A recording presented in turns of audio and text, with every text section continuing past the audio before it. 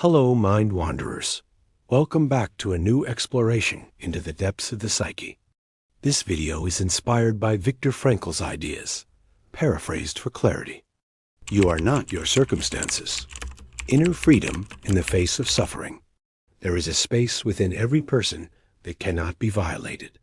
No matter the external conditions, no matter how much is stripped away, one essential power remains: the ability to choose one's attitude in any given set of circumstances. This space is not theoretical. It is not idealistic. It is the last of the human freedoms. A person can be deprived of liberty, of possessions, of family, even of dignity. But there exists a moment between stimulus and response, a gap in which decision resides. Within that space lies growth, resilience, and meaning. The existence of this gap, this inner domain of choice, is what makes the human being more than a mere product of conditions or instincts.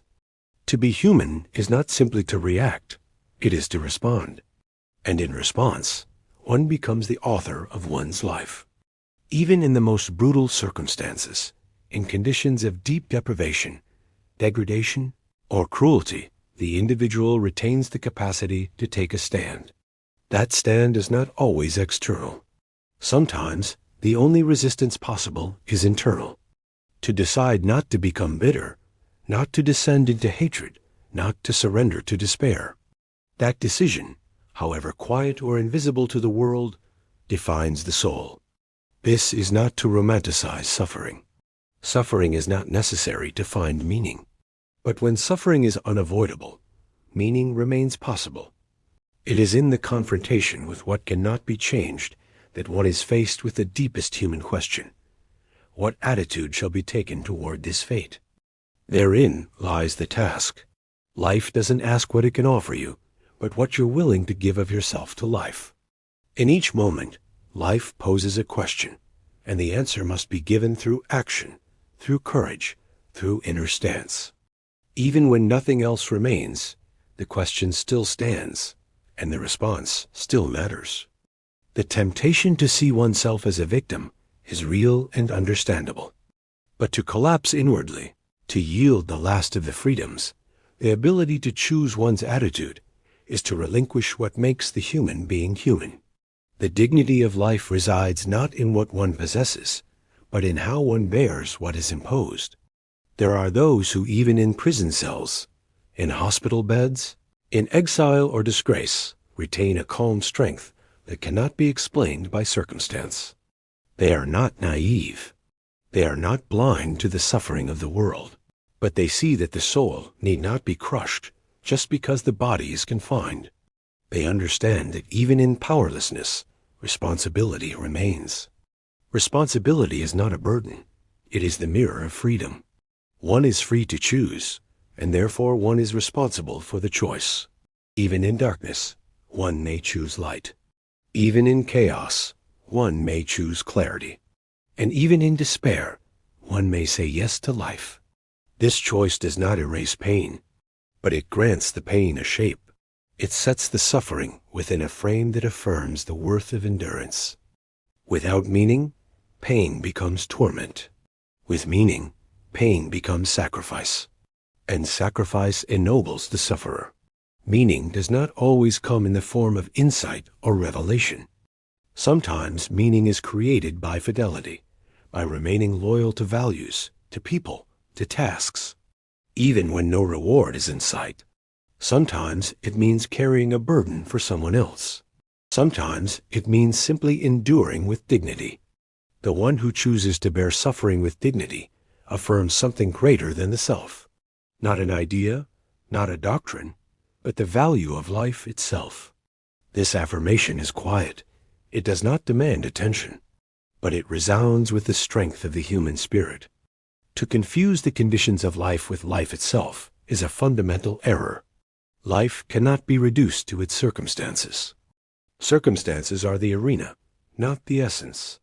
They are the challenge, not the identity. And identity is not fate. Identity is formed in how one meets fate. Whether in fortune or adversity, each person reveals who they are through response. No situation, however extreme, can rob the individual of this capacity.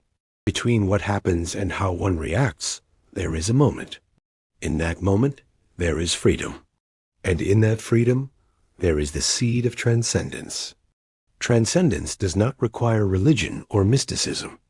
It simply means that the human being is capable of rising above biological drives, social conditioning, and even deep suffering. It means that meaning is not handed out by circumstance. It is created, discovered, and affirmed in the depths of personal freedom. To be alive is to be challenged. To exist is to be questioned. And to suffer is not to be diminished, but to be invited to answer in a deeper way. The human being does not ask whether life is fair. The human being asks how to be worthy of life, regardless of what it brings. Courage, then, is not the absence of fear. It is the decision to act in spite of fear. It is the refusal to be defined by what is suffered. It is the declaration that, despite everything, a choice remains. Hope is not optimism. Optimism expects improvement. Hope says yes to life as it is, even without improvement.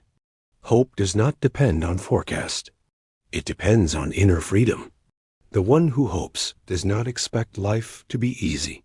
The one who hopes commits to meaning, no matter the difficulty. In the end, no one can be spared from loss, from fear, from uncertainty. But the individual need not be consumed by these things. The storm may rage around the house, but the house can still hold firm. The firmest house is built not of walls, but of decisions. Decisions to remain human. Decisions to choose love over resentment, courage over escape, and purpose over despair. Each choice becomes a brick. Each moment of dignity becomes a foundation. This foundation cannot be given by others. It cannot be inherited or bought. It must be built in solitude, in silence, in struggle. But once built, it is unshakable. The one who understands this does not ask, "Why me?" but asks, "What now?" The task is not to undo fate, but to face it, to shape one's soul in response to it, to leave behind not complaint, but character. A person is not merely acted upon by life. A person acts within life, and every act is a response to a question, posed by the moment, answered by the soul. So let the question come. Let the silence grow. Let the world press in. For even in the narrowest cell, under the heaviest burden, freedom still whispers, "You are not your circumstances. You are your response." Even the smallest act of courage counts. Choosing to smile when grief sits in the chest, choosing to help another when one feels powerless oneself. These are not minor gestures. These are victories. Each small act of integrity asserts a declaration that the self is not lost, that purpose remains. It is not about strength in the traditional sense. It is not about pushing pain aside or masking struggle with false cheer. True strength is quiet. It is the resolve to show up again and again with presence, to speak when silence is easier, to love when trust has been broken, to persist when every part of the soul pleads to give up.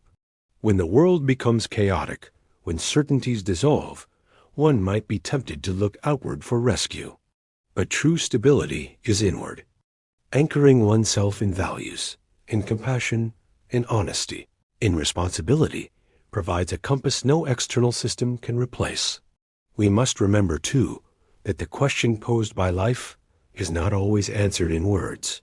Sometimes the answer is a gaze, a hand held in silence, a project completed in the face of despair.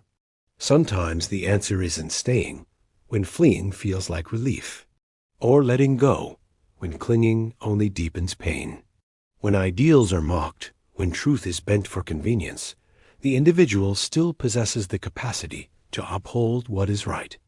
This upholding might go unnoticed by others, but it is not unnoticed by the soul.